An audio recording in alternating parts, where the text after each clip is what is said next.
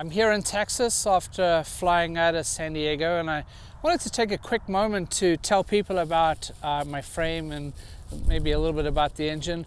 As most of you know, I'm flying the Blackhawk Kestrel Elite frame, which is a new frame from Blackhawk, super light, about 8 pounds.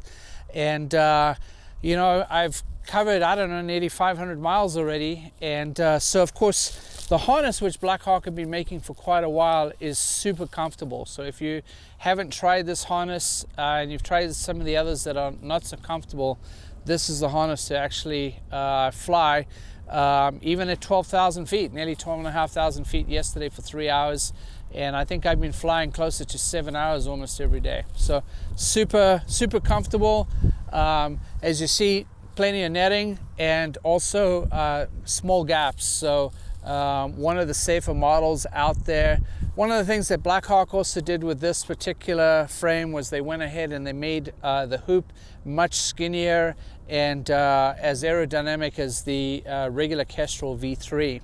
So this frame, from my perspective, super light, aerodynamic, and super comfortable harness. And I'm also using the CNC'd acro arms on this one, also super comfortable. And we can even adjust here how close these acro arms actually sit to me by putting in different size spaces. So if you're a slightly bigger guy than I am, we're going to put in a slightly bigger spacer.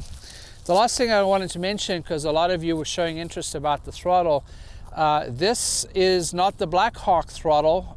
So I know a couple of you mentioned the fact that I broke a kill switch the other day, but that has to do with this throttle, and that's a minor little tweak that I'm sure the manufacturer is going to go ahead and make. But this includes the cruise control. So from here I can actually go ahead and click it in, hold it in the cruise control, holds it there, a little click, comes straight off. And the other thing that I can do is micro tune it here.